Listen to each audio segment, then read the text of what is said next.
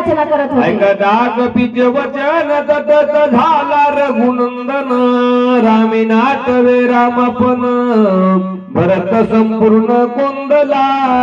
ज्या ठिकाणी भरताला जशी समाधी लागली होती त्याच ठिकाणी देवाला सुद्धा आता भरताचं नाव ऐकल्याच्या नंतर भरतामुळे समाधी लागली होती. रामचंद्र प्रभू समाधीस्थ झाले होते म्हणतात. प्रेमी भुलला रघुनाथ पुढे देखे भरत, उठून आलंगू धावत प्रेमातूत भरताचे. सावत्र भाऊ होता आणि त्याचं नाव काढल्याबरोबर त्याच्या भक्तीमध्ये देव समाधीस्थ झाले. काय भाव असेल, काय भक्ती असेल, काय सावत्र भावाचं प्रेम असेल, सख्या भावाचं राहिलं नाही. आणि म्हणले त्याचं नाव काढल्याबरोबर रामाच्या मनामध्ये भरताविषयी प्रेम वात्सल्य निर्माण झालं आणि त्या प्रेमामध्ये त्या समाधीमध्ये रामचंद्र प्रभू काय बोलत होते. मज लागी गजला शिवरते तपेसाया, उग्र क्रमे आचरला शिवपवासी मज लागी. अरे माझ्यासाठी तू एवढा अट्टहास आणि व्रत करतोस, वैकल्य करतोस, उपवासी राहतोस. अरे ब्रह्मचारीपणा सुद्धा केलेला आहेस, म्हणजे राखलेला आहेस. नंदीग्रामाच्या ठिकाणी तू वास्तव्य केले, सगळं माझ्यासाठी करत आहेस. रामचंद्र प्रभूला खूप नवल वाटत होतं. उठ दोघे करू भोजन, सुंदर षडश राजन सांडी वल्कला भर करी परिधान दिवे वस्त्री. रामचंद्र प्रभू आता भरत समजून मारुती राहायला म्हणत होते, ए भरता उठ लवकर म्हणले, आपण लवकरात लवकर भोजन करू. राजाच्या मुली आहेत म्हणजे राजासारखे वस्त्र परिधान करू, अलंकार घालू. असे वल्कलांबरण अंगावर ठेवणं बरोबर नाही. लवकर उठ बाबा भरत समजून मारुती राहायला रामचंद्र प्रभू बोलू लागले. करोनिया करिया रंग म्हणजे सोडी जताचे बंधन, रत्न गजीच मुकुट भरण सुंदर भूषण. आधी जेवण करू, देवपूजा करून मग आंघोळ करू. रामचंद्र प्रभूला काही कार्याची आठवण राहिली नव्हती. कोणतं कार्य अगोदर करायचं ते. रामचंद्र प्रभू आता म्हणत होते, उठ बरं आंघोळ करू, मंगल स्नान करू, उठणं लावू आणि राजाचे वस्त्र परिधान करून मुकुट घालू, अंगावर दागदागिने घालू, आपण आपला सहज शृंगार करू. हनुमंतरायालाच भरत समजून राम बोलत होते. भरत भावे कपी शिरा बालिंगी हृदयेशी अधिक दांग सुग्रीवासी प्रेम उत्कंठी नसंदे. भरत समजून हनुमंतरायालाच रामचंद्र प्रभू जवळ घेत होते, हृदयाला लावित होते, प्रेमानं आलिंगन देऊ लागले. उत्पत्तीचा कळवा निर्गणाव झाले मोठ्यापणा व्रत प्रेमाती घन रघुनंदन भुलविला. देवाला पाहिल्याच्या नंतर भक्ताला समाधी लागणं हे विशेष नाही, परंतु भक्ताला पाहिल्याच्या नंतर देवाला समाधी लागणं हे विशेष आहे म्हणतात. भरताला हनुमंताला भरत समजून ज्या वेळेस रामचंद्र प्रभूला समाधी लागते ते सगळ्यामध्ये विशेष आहे, कारण भावाचं प्रेम या सगळ्या समोर दिसत होतं म्हणतात. सकळा शीतक मग झाली शेजारी गुरुदे पडाली व्रत प्रेमे उलटली समाधी लागली सर्वासी. सगळ्यांच्या मनामध्ये आश्चर्य वाटत होतं. रामचंद्र प्रभूचा भाऊ सकाळ की सावत्र आहे. सुग्रीव अंगद बोलत होते, सांगत होते, अरे सका नाही म्हणे सावत्र आहे. मग एवढा भावासाठी अट्टहास, एवढी भावासाठी समाधी लागली. सगळ्यांना आश्चर्य वाटत होता. आश्चर्याने रामचंद्र प्रभूकडे वानर मेळा पाहत होता. विभीषण सांगत श्रीराम बदली सावती सत्वावस्था गुरुतेत काय बोलत रामाशी. विभीषण समाधीस्थ झालेले होते म्हणतात. वानरांना तरी थोडीफार समाधी लागली असेल, बंधुप्रेम पाहिल्याच्या नंतर थोडंफार अवस्था त्यांची बदलली असेल, परंतु विभीषणाला राज्य पाहिजे होतं, भावाचा प्राण घेणं अनिवार्य होतं म्हणतात. सांगत होते, रामा आपल्याला दुसरं कार्य करायचंय. हा विभीषण भरत नाही, हनुमंत आहे. तुम्ही तुमच्या डोळ्याने पहा. हनुमंतरायाला आणि रामचंद्र प्रभूला चेतना अवस्थेमध्ये विभीषण आणत होते म्हणतात. श्रीरामा पाय सावधान विसरवोती रामायण आलिंगीला कपिनंदन कार्य आठवण तुझं नाही. तुम्हाला काय कार्य करायचं आहे?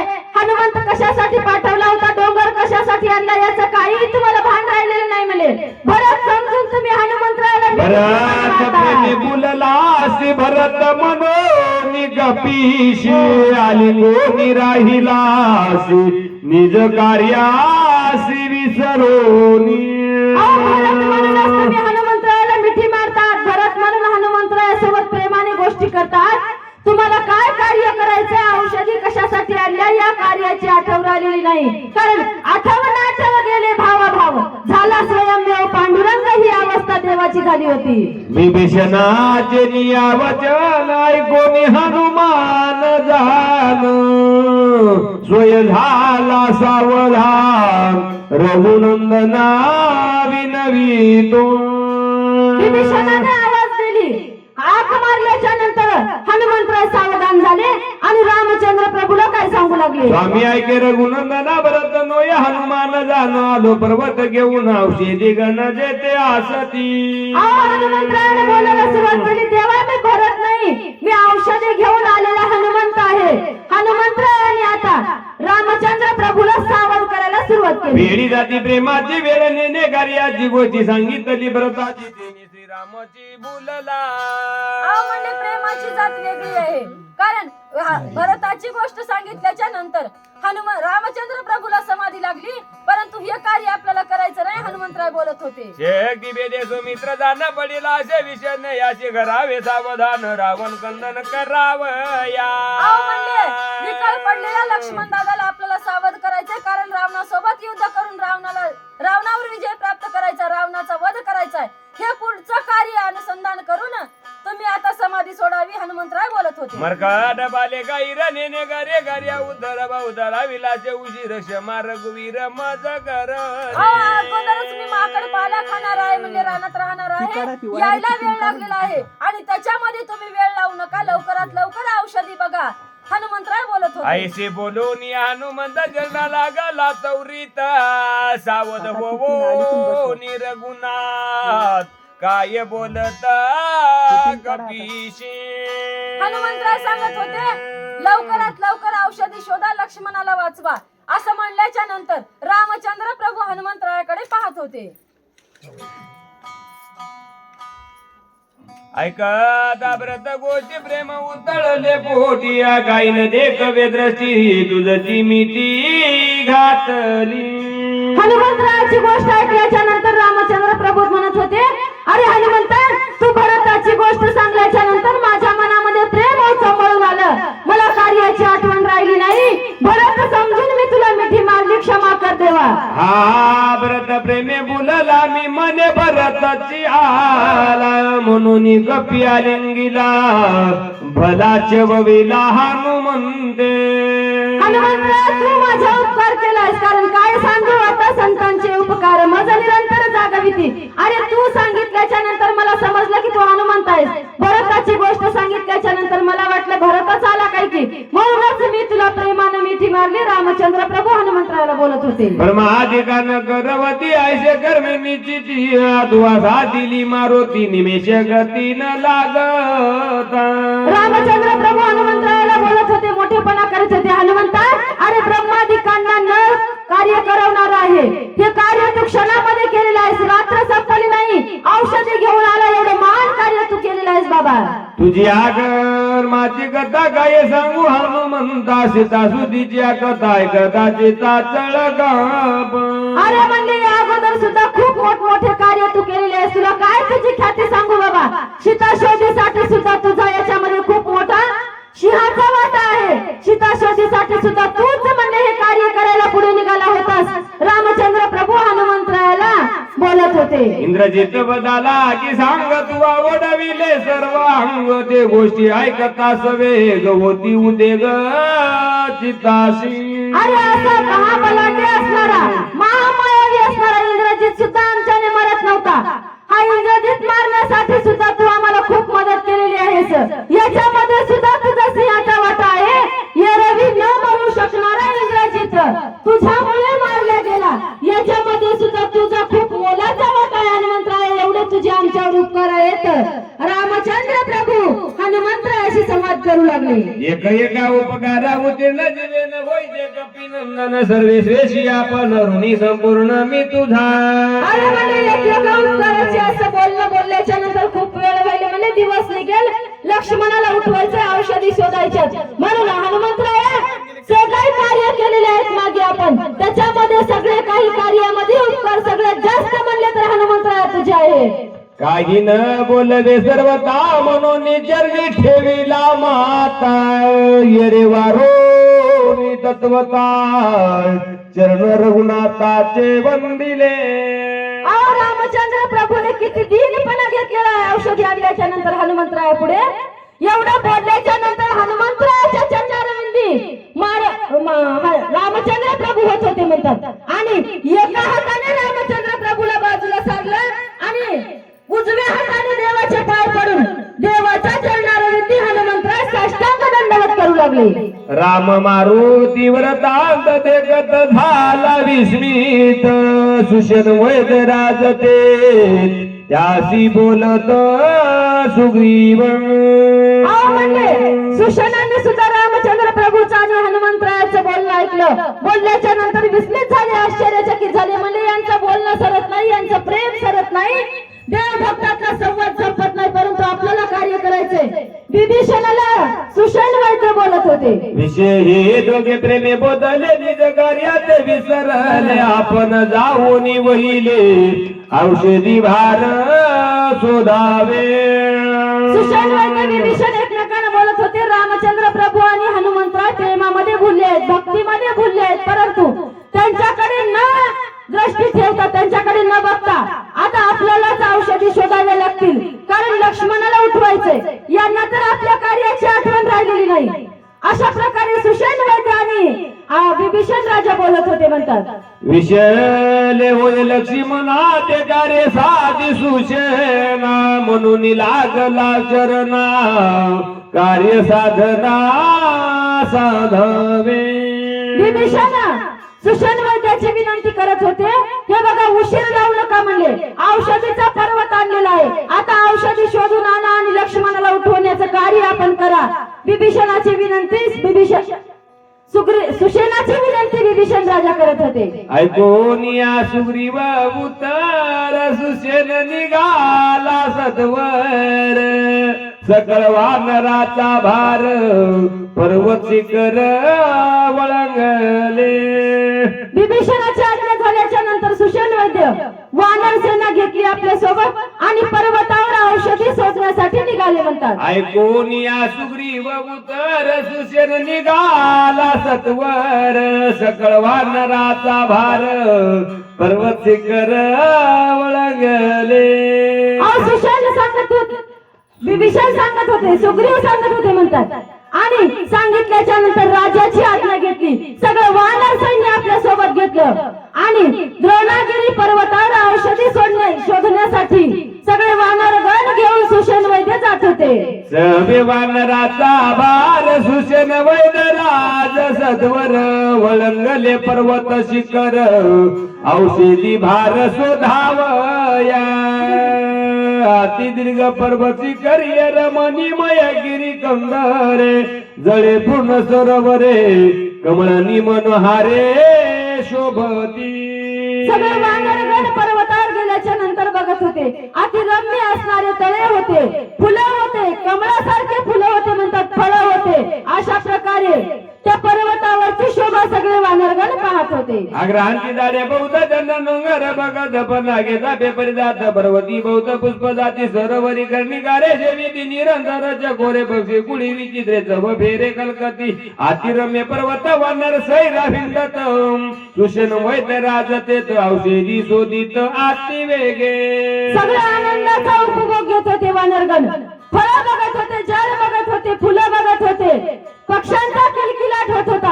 अतिरम्य असणारा पर्वत आणि त्या पर्वतावर वानर औषध शोधत होते, परंतु अति तीक्ष्ण नजरेनं सुषेण वैद्य त्या औषधीचा शोध करू लागले म्हणतात. स्मरून या रघुनंदन पर्वत पाहता सावधान झाले औषधीचे दर्शन वैद्य सुषेण हरिकत. म्हणजे औषधी शोधत होते, परंतु रामनामाचा भुभुकार एकदाही केला नव्हता.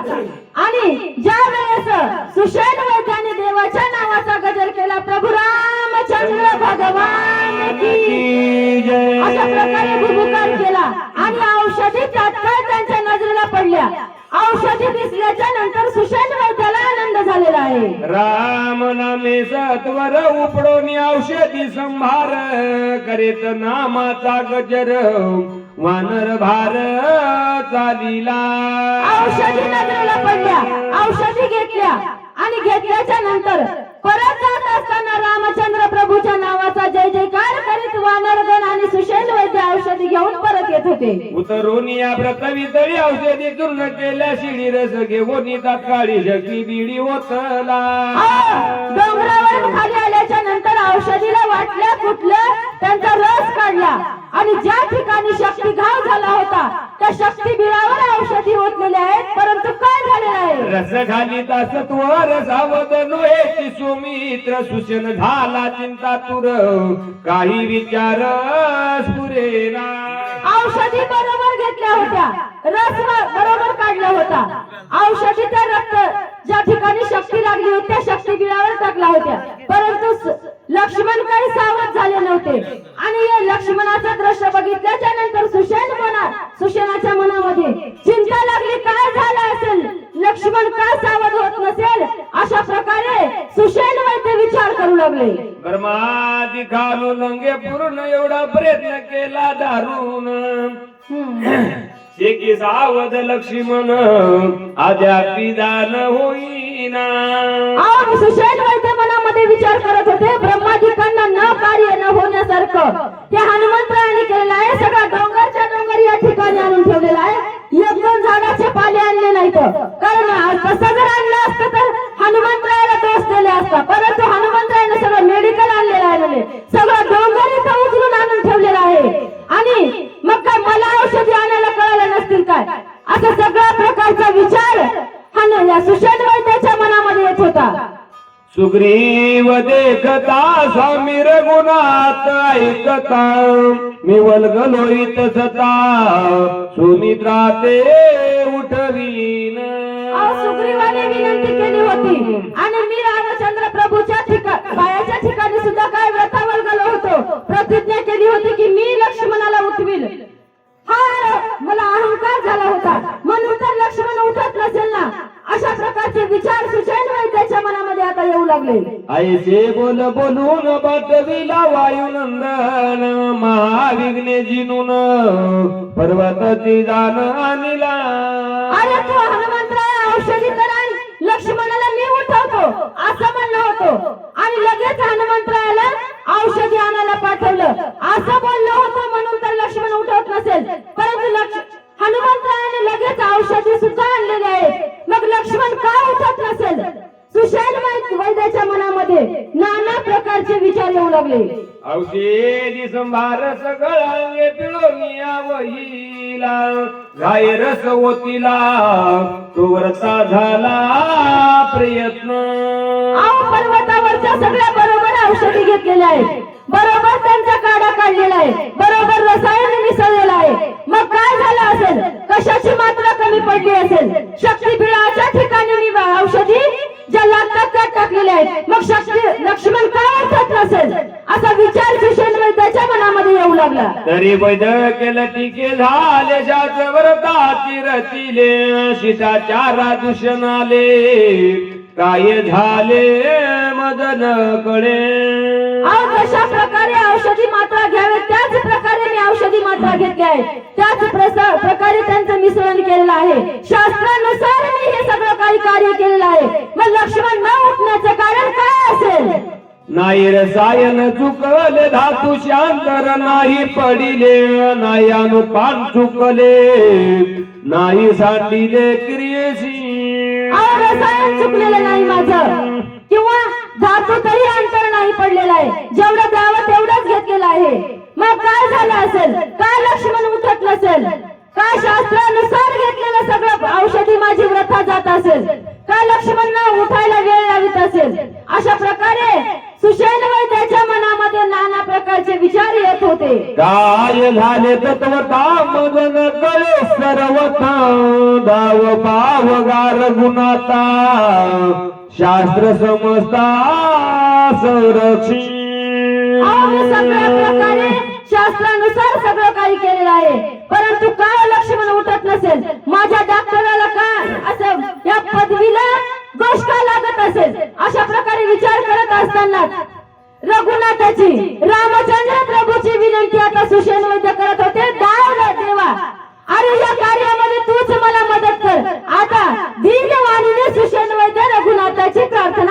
लागले. तव आयुष्य वायुनंदनी जो भक्ता माझी चुडामणी बोलत झाला हसोनी सुसेना लक्षोनी अनुवादे.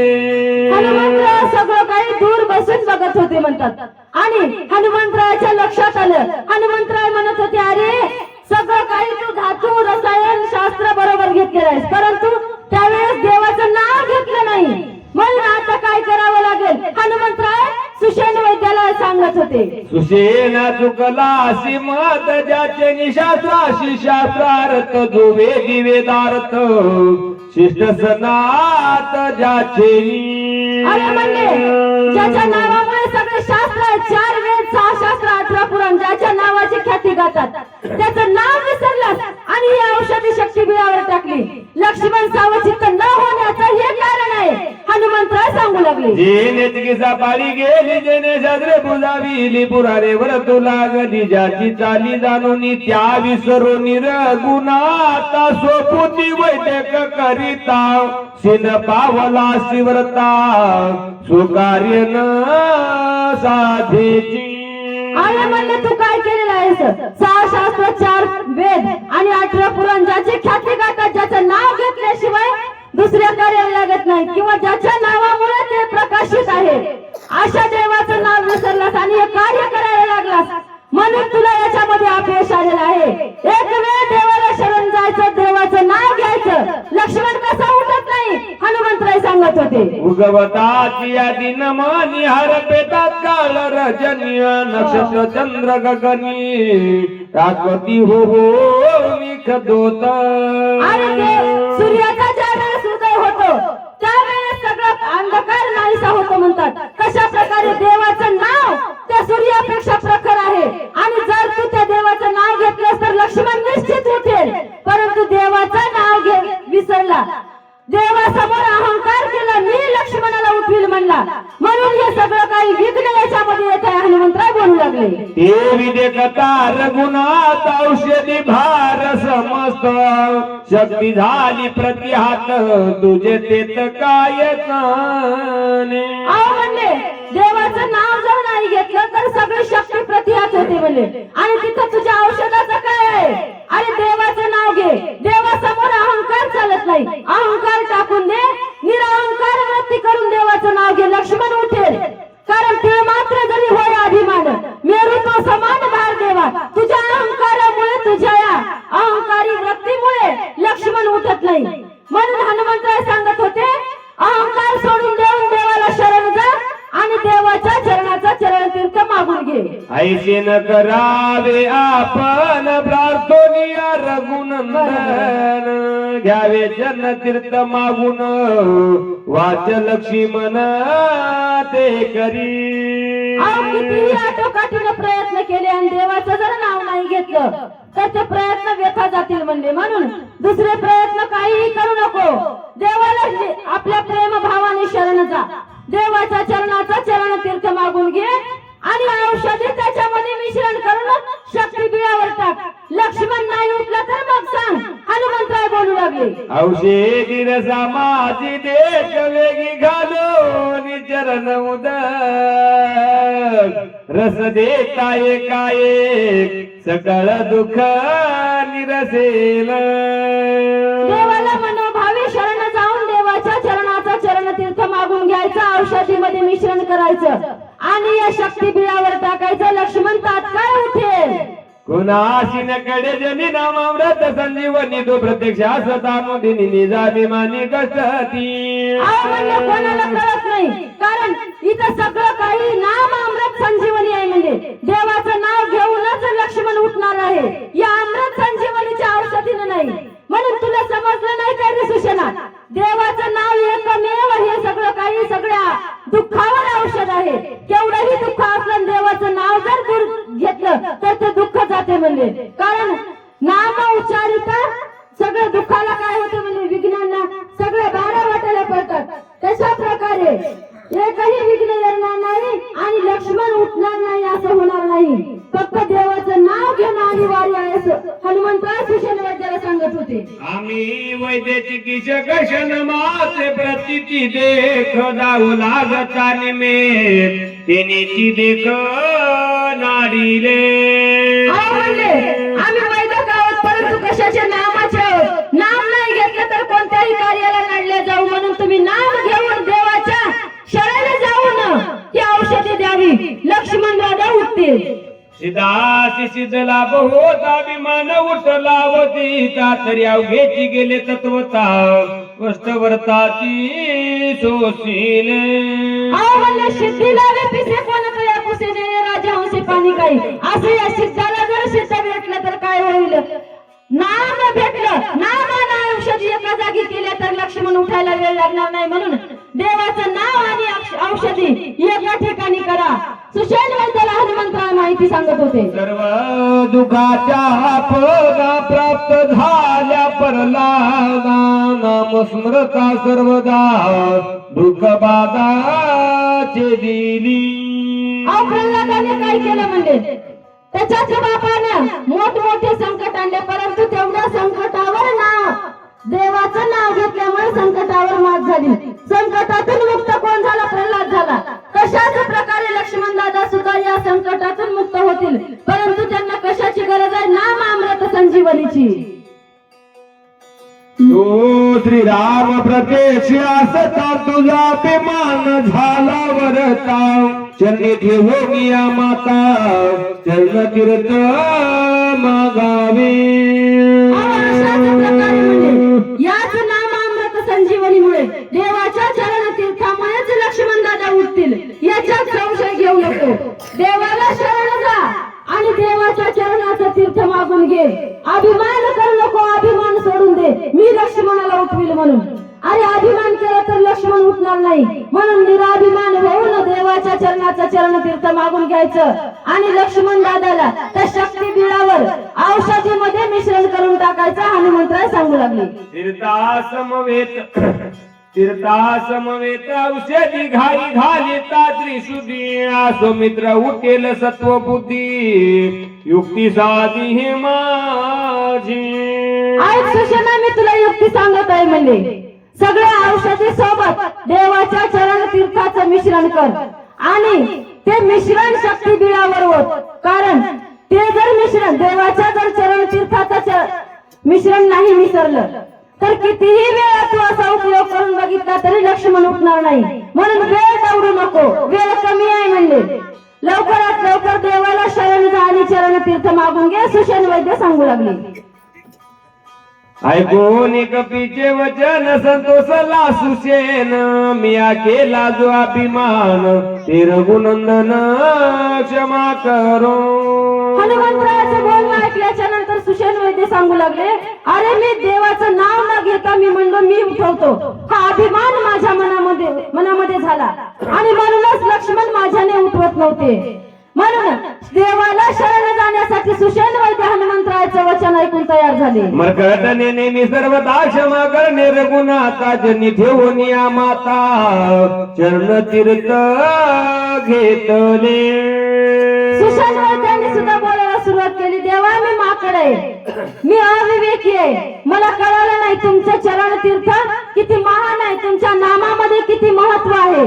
मी माझाच अभिमान तुमच्या समोर व्यक्त केला आणि अभिमानामुळे माझा सगळा केलेला वकार झाला. म्हणले काय केलं मी अट्टहास खूप केला परंतु तो काही कामाला आला नाही. म्हणून देवाला शरण जाऊन सुशेन वैद्य देवाचं चरण तीर्थ मागत होते म्हणतात. औषधी तीर्था समवेत गाई पिता समस्त सुमित्र झाला सावती श्री रघुनाथ प्रसादे. रामचंद्र प्रभूची विनंती केली. रामचंद्र प्रभूच्या चरण तीर्थाचं चरण तीर्थ मागून घेतलं आणि त्या औषधीमध्ये मिश्रण केलं. औषधी मिश्रण करून लक्ष्मण दादाला ज्या ठिकाणी शक्ती लागली होती त्या शक्ती बिळावर ओतल्याच्या नंतर लक्ष्मण आता सावचित्त झालेले आहेत. उठले नाहीत. चेतना अवस्था थोडीफार लक्ष्मण दादाला आलेली आहे. पुढच्या ओळीमध्ये लक्ष्मण दादा उठतील. त्रिते प्रोक्षिता शरीर सत्वर उठिला सोमित्र बाप कृपाळू रघुवीर वीर वानर भार हरिकला. आणि ज्या वेळेस देवाच्या चरण तीर्थ शक्ती बिळावर ओतलं त्यावेळेस लक्ष्मण या ओळीमध्ये उठून सावचित्त झालेले आहेत. परंतु या गावातील वाचक सूचक श्रोते मंडळी कीर्तनकार प्रवचनकार भागवतकार रामायणाचार्य यांना कांड करणारे नित्यनेमाने रामायण वाचन करणारे